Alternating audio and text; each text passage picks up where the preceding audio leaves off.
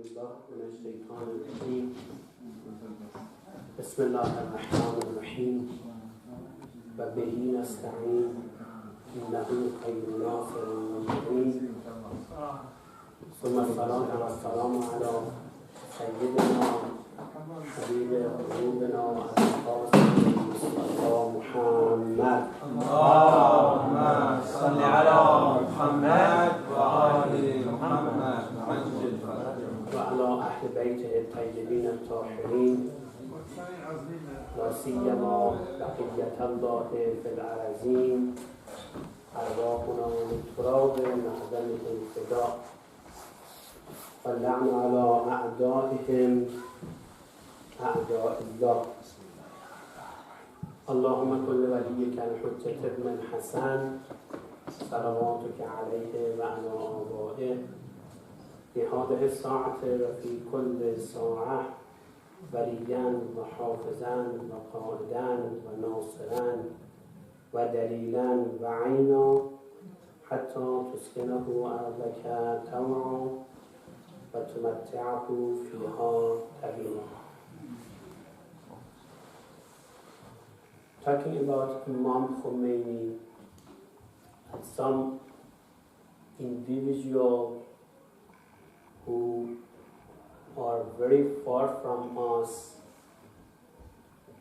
is something that sometimes we think that we cannot do justice to them. Such a knowledge that they had, such a ma'rifah that they have, and the spiritually and the depth that they learned from Islam and the Iman faith that they had in their hearts, such a depthness make us sometimes to think that we cannot reach to them, we cannot talk about them. Sometimes if you want to talk about Imam Khomeini, you see that we cannot understand him except the surface. So I was thinking about this issue as we are at the anniversary of the death of Imam Khomeini rahmatullah alayh. I was looking what should I talk about it, which aspect I should talk, because such an individual, they started to fulfill themselves with different things. As humans have thought, but they were on the top of some of the special knowledge. As human has heart, so it started to have a self-purification in the best way. So when you want to just talk about one aspect, you see that you left many other aspects regarding such a people. Because such a people are exceptional people. And Imam Khomeini was exceptional also. Or in a better way to explain Imam Khomeini, we should say that Imam Khomeini was exceptional among exceptionals. So he was different. Imam Khomeini understood that this hadith is very important, that Imam Khalil al-Imam and Imam al-Ma'asum alayhi salam says that al-ilmu sultan, the knowledge is the king. If you want to be on top, so you need knowledge. So before anything, he started to achieve knowledge. So he came and started to learn Islamic studies, to gain ma'rifah about Islam, to know the roots, teaching of Islam, and different things, different aspects of Islam.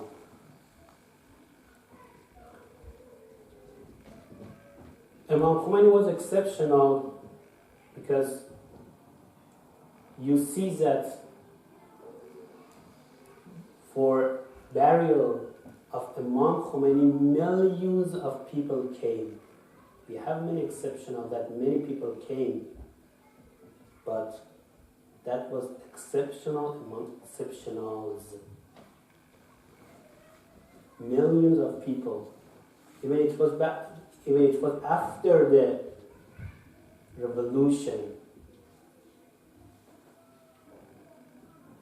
because after the revolution, Imam was a governor. He made lots of decisions. So it is dunya. Dunya darun bil bala'i mahfufa is covered by the difficulties.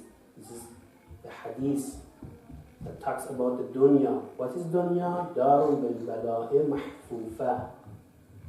It was not like this that to say that dunya was before the revolution of Imam Khomeini, and after that, so everything is okay, everything is simple, we have no difficulty, we have no bala. No. After the revolution, we have lots of bala, lots of problems. In another definition for dunya, we see in our hadith that they understood, our imams, alayhimus salam, understood the dunya. They say that Dar tazahum, ad-dunya dar tazahum. It's the house of conflict, place of conflict. Conflict between interests, conflict between countries, conflict between parties. So dunya is continuing. Dunya was before revolution and after revolution. This conflict, tazahum, was before revolution and after revolution. Imam made lots of decisions, and whenever you are responsible for something, for a week, for a month, for a year, you will see some mistake in your decision. People can understand it. And little by little they say, that person is not very good. He made that mistake. And little by little, you were famous before, but after, when you're a governor, when you're responsible, the result came through the burial of Imam Khomeini. The millions of people after the 10 years of governing of Imam Khomeini, they came to escort the corpus of Imam Khomeini. What did it mean? The same. Before revolution and after revolution, they are the same.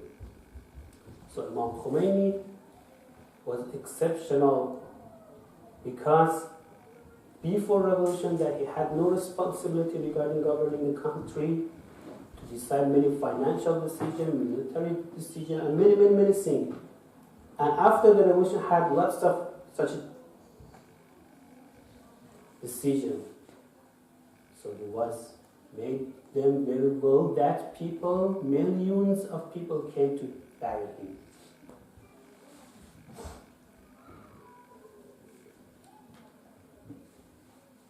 Imam wanted to have a revolution. Okay, revolution means changes. Lots of changes, deep changes. Otherwise, not a revolution. Imam Khomeini, because he wanted to have a very strong revolution based on some knowledge, ma'rifah, and teaching, and based on spirituality, and based on culture. So before it, he himself started to change himself. First, he started to become a mujtahid, not a simple person, regarding the knowledge of Islam, regarding the teaching, Islamic teaching. So he became mujtahid. As one of the expressions we have, one of the very great scholars was saying that Imam shocked the fiqh. More than to be even a jurisprudent, a faqih. Sometimes you are faqih, mujtahid, jurisprudent, but you cannot shock the fiqh. So first, he made revolution on fiqh.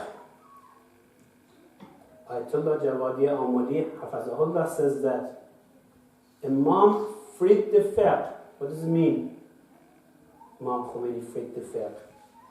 He continues by saying that Imam freed the fiqh because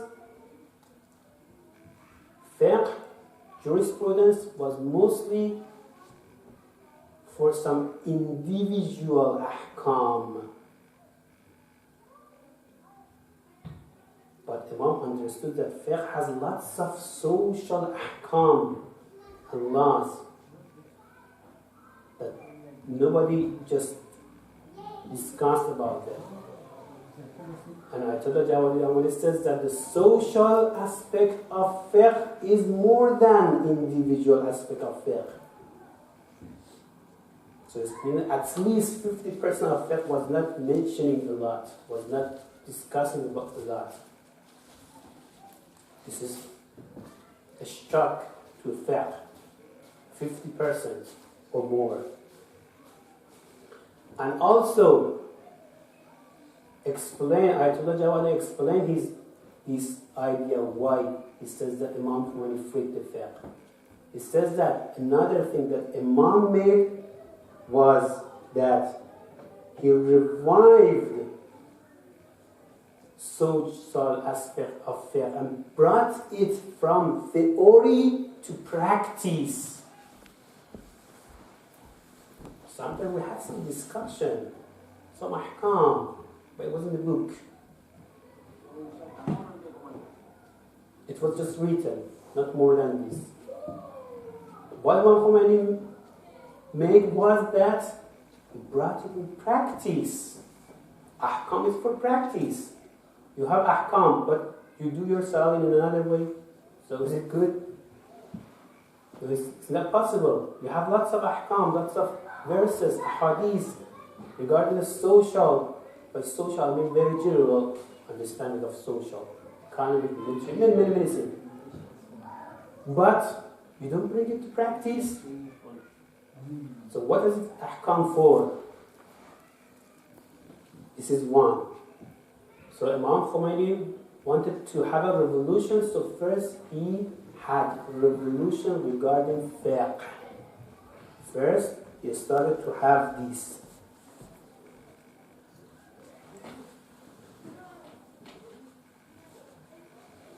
The second thing, Imam Khomeini, because most of the important revolution in the world are those revolutions which changed some value and virtues in the society.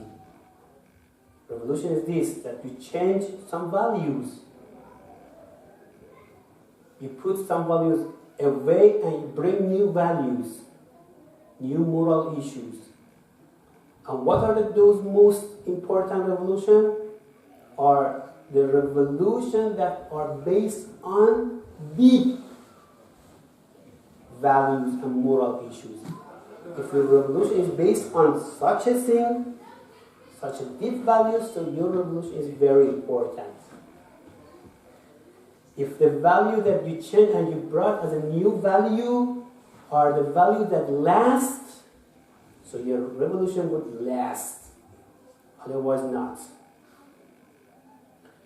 If you brought a spirituality in your revolution and you brought some spiritual value in the revolution, so people can have it, because people has heart. People have heart. But before this revolution, Imam Khomeini made a revolution within his heart.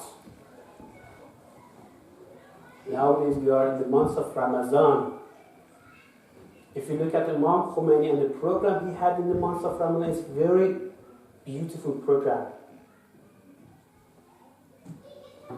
Imam Khomeini in the month of Ramadan, it's very, very famous sentence from Imam Khomeini that because he was a governor after the revolution. Even after the revolution, lots of things, lots of sessions, lots of problems.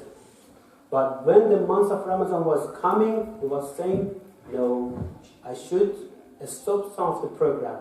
Why? We have lots of problems. Okay, this is the month of Ramadan. The month of Ramadan itself is a job. It's a job. And it puts some time for such a job. Look at such an idea. Look at the spirituality that he was observing, such a spirituality. So because of this, in the month of Ramadan, every day of month of Ramadan, Imam Khomeini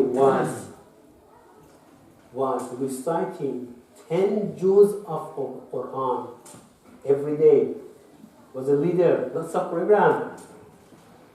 Is it possible? So it means that every Friday he would finish whole Quran. Look at the way that Imam Khomeini look at the spirituality. Or even before months of Ramadan, the daily program of Imam Khomeini regarding the Quran, it's the word of God. So 7 times a day he was reciting Quran. Not once in the morning or once at night, something like this. Ordinary day. 7 times.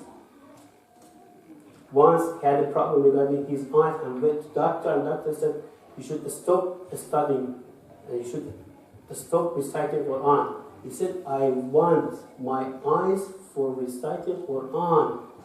And if you can cure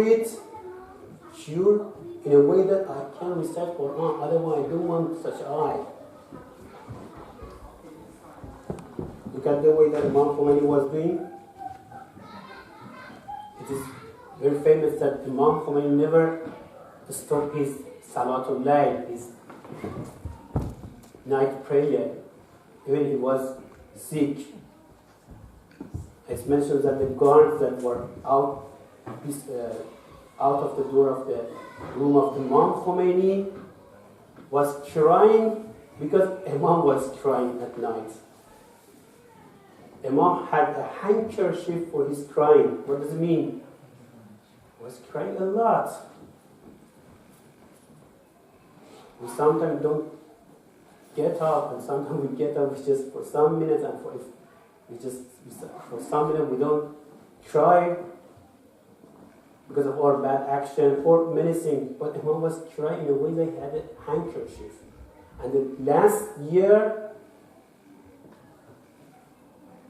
the companion of Imam Khomeini says that for the last year, he was crying, he put away a handkerchief and brought a towel because handkerchief was not enough for crying. Brought something. So, first, Imam Khomeini bring a revolution within himself regarding his spirituality. And after that, could just lead the people. Now, his invitation or revolution is not an ordinary invitation. Now, he himself sacrificed his nafs al-ammara, his cruel soul, his bad soul, his evil soul. So his invitation is an invitation for sacrifice. If he couldn't do this, if he was not honored, if he was not awliya Allah, he was not spiritual, his invitation was like an ordinary invitation like other people. But now his invitation is invitation for sacrifice. Who are ready to be killed in this way for the path of Allah. Look at this. So such a spiritual revolution needs some spirituality before. You make a revolution inside yourself so you can make revolution in society. If you step one, so you can step one in society. Two a step. not more. So it was important.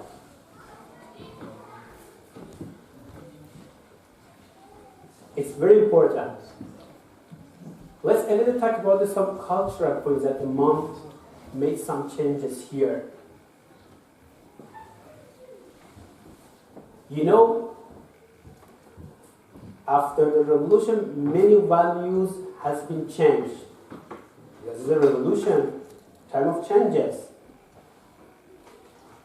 One of the changes that happened and Imam Khomeini brought was the idea, the opinion that how we look at women is changed a little. We had some mistake in the society, Muslim society, but sometimes it's not totally Islam.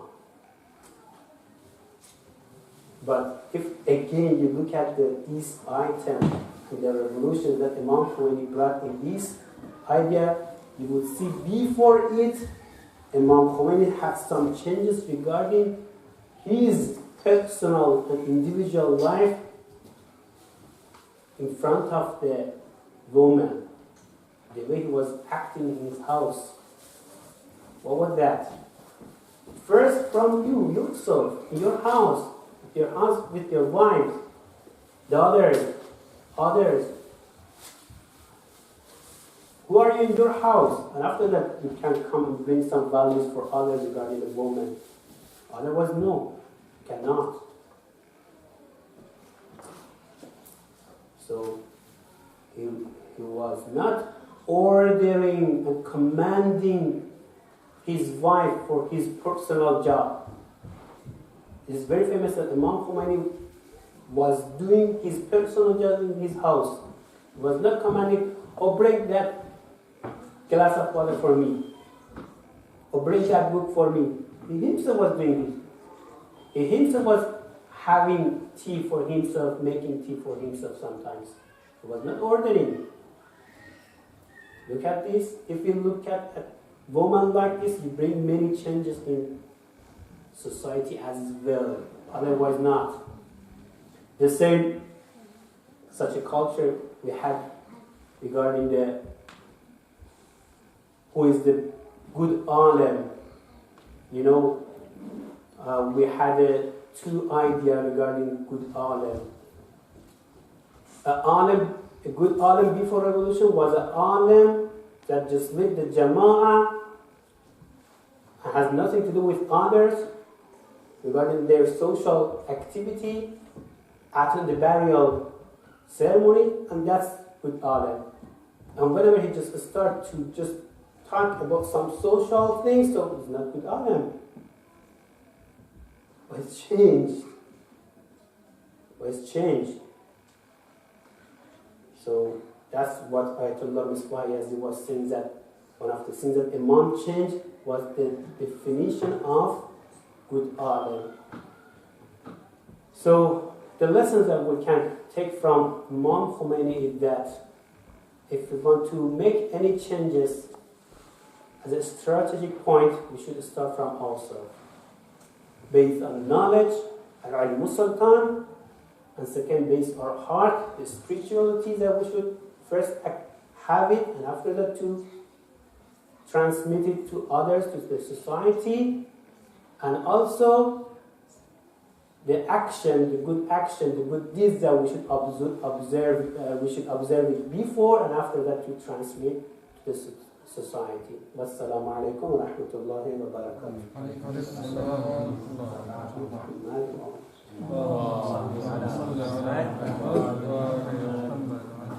بسم الله الرحمن الرحیم و به نستعین انه خیر ناصر و معین. صحبت کردن راجع به امام خمینی خیلی سخته برای امثال بنده ای که فقط یه به قول معروف ظاهری از اسلام رو فهمیدیم و اون عمق معارف اسلام رو اونجوری که این بزرگان فهمیدن نفهمیدیم. صحبت کردن در مورد این اشخاص سخته. به تعبیری که از بزرگان بودش که ایشون یک شخص استثنایی بود و میون آدم های استثنایی باز خودش استثناء بود. میون مجتهدین مجتهد بود، اما میون مجتهدین باز خودش یک استثناء بود. 3 نکته رو عرض کردیم، خلاصش اینجا عرض میکنم. گفتیم امام خواست انقلاب ایجاد کنه. خب این انقلاب ایجاد کردن، میدونید که هر انقلاب به معنی تغییر هست، تغییر ارزش ها هستش. یعنی که شما یه سری ارزش های قبلی رو میذارید کنار، یه سری ارزش های جدید رو میارید. انقلاب زمانی میتونه همه جانبه باشه که بر اساس تمام جنبه های انسان شکل بگیره. انسان عقل دارد، لذا باید انقلاب علمی عقلی باشد. انسان دل دارد، احساس دارد، قلب دارد. پس همزمان باید یه سری از لحاظهای قلبی، اخلاقی هم بیاید و بر اساس این دوتا نتیجه، این دوتا انقلاب فرهنگی هم باید باشد. آنچه که از عقل و دل برمی آید و تحت عنوان یک سری سنت ها قبلا بوده و بخواهد بعداً جاری بشود، نیاز به تغییری دارد. خب استثنایی بودن امام حتی در بین فقها این بودش که اول ایشون یه انقلابی در خود فقه به وجود آوردن. خود فقه رو به تعبیر یکی از بزرگان یه تکونی دادن، شوکی ایجاد کردن، یه شوکی دادن به فقه. آیت الله جوادی آملی می‌فرمود که امام فقه رو آزاد کرد. عجب، اسیر بود قبلش که آزاد کرد؟ خود ایشون توضیح میدن. بله، از یه جهتی اسیر بود. ایشون می‌فرمایند که فقه که بیشتر فقه مسائل اجتماعی است، اهم از اجتماع به معنی اجتماعی عامش در نظر بگیریم، اقتصادی باشه، نظامی باشه و مسائل اینا، که بیشتر فقه این بودش، یه جورایی بهش اهمیت داده نمیشد، بحث نمیشد، مطرح نمیشد، نتیجه گیری نمیشد. آیاتش، احادیث تو این زمینه، مسائلش تو این زمینه بحث و مطرح نمیشد. داشتیم گوشه کنارهایی. کاری که امام کرد، یک این قسمت از فقه که قسمت بیشتری هم بود، اووردش مطرح کرد. یعنی 50% فقه حداقل ایشون اووردش، چیزی که خب ما یک کمبود ما بود. دو نکته این دومی که حالا این 50% دوم اووردی شد 100%، خیلی دیگه نصف یک دفعه آزاد کردیم. نکته ای که بود این هستش که قبلا خب فقه اگه بخواد فقط در تئوری و کتاب نوشته باشه، خب چه به درد میخوره؟ احکام باشه ولی من یه جور دیگه نماز بکنم، رساله بغل دستم باشه، نوشته شده باشه، دقیقاً نوشته شده باشه، ولی من نمازم یه جور دیگه بخونم تو شکلیاتم. خب این که بر اون اساس عمل نکنم که اسلامی نمیشه، نمازم درست نمیشه. احکام اجتماعی هم همینه، کل احکام همین. نکته دوم که آیت الله جوادی میفهمم که چرا امام خمینی با این تعبیر که فقه رو آزاد کرد، این که اینو آورد به مرحله عمل، به منصه ظهور رسوند. این هستش آیدیا و نظریه اسلام و عمل هم میشه کرد. ببینید میشه عمل کرد. این نکته دومی بود که ما الان خیلی راحت راجبش میتونیم صحبت کنیم. بحثایی که تقریبا 90% بحثای قبل از انقلاب میگفتن نمیشه، الان ما خیلی راحت 90% میگیم میشه و تازه انتقاد هم داریم، اینجا باید اینجوری بشه، اینجوری بشه. یعنی فضایی که الان شاید مثلا 500 600 سال 1000 سال طول بشه، امام توی انقلابی عوض کرد و ما وقخان این فهم نشستیم، بر این عمل شدن به احکام نشستیم و حالا چارجشون ایراد میگیریم. خیلی خوبه، باید ایراد بگیریم، پیشم بره، ایرادای درست علمی و فقه باشه. نکته دومی که مطرح شد این هستش که اگه انقلاب‌های بزرگ چرا میشن بزرگ؟ چون بر اساس ارزش‌های بزرگی هستن. ارزش‌هایی هستن که ارزش‌ها حقیقت دارن. ارزش‌های کوتاه مدت نیستن. هر وقت هر تغییری بر اساس حقیقت باشه، بر اساس ارزش‌هایی باشد که اینا ادامه دار است، حتما خواهد بود، ارزش‌های الهی باشه، خب این انقلاب میشه مهمترین انقلاب‌ها. لذا انقلابی که بر اساس حقایق انسانی هست، حقیقت انسانی هست، بر اساس آزادی انسانه، بر اساس فطرت انسانه، بر اساس ارزش‌های الهی هستش، میشه بزرگترین انقلاب و بزرگترین تأثیرشو میذاره و به امتداد اون ارزش‌ها هر چقدر بلند مدت، این انقلاب هم بلند مدت خواهد بود تا زمانی که جایش عمل بشه.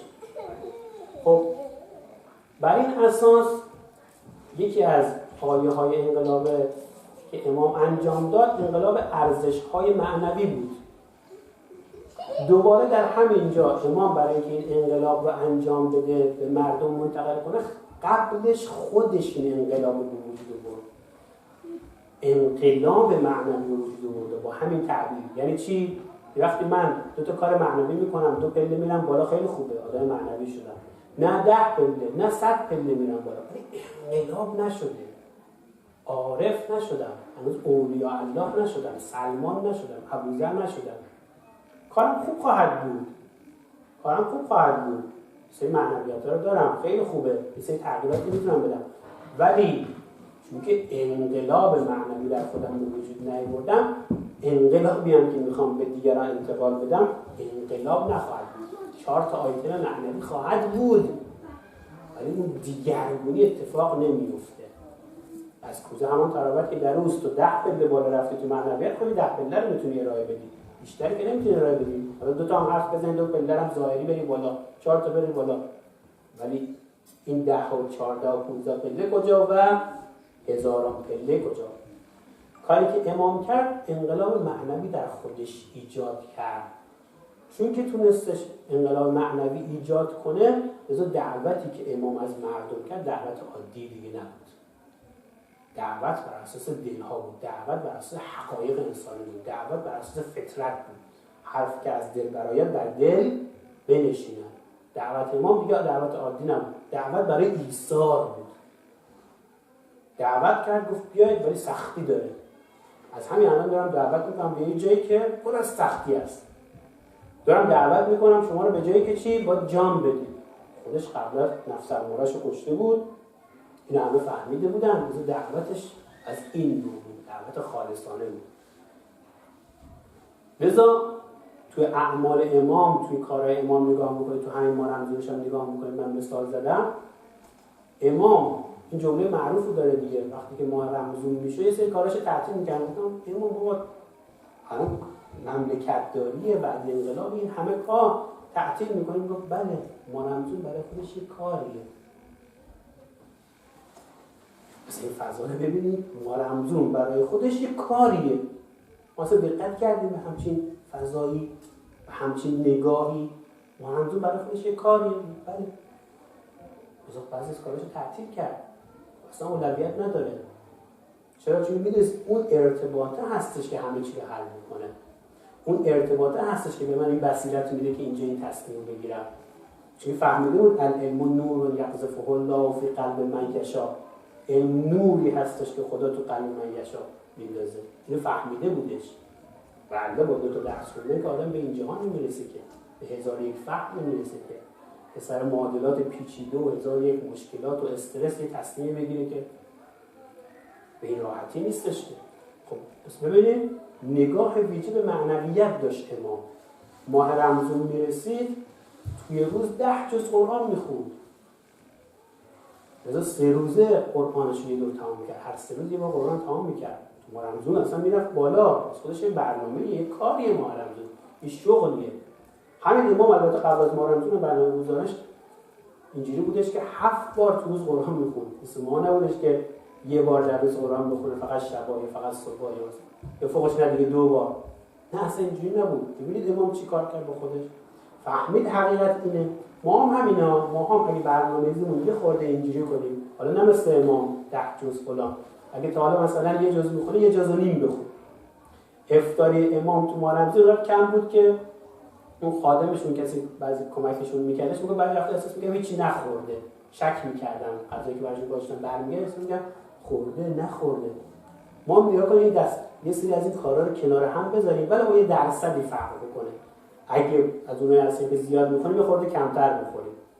از اونایی هستیم که مثلا قرآن یه جز میخونیم، بخونیم یه جزو نیمش کنیم. یه سری از این کارا رو انجام بدیم. نماز شب اگه میخونیم 2 دقیقه 3 دقیقه، حالا یه خورده بیشترش کنیم.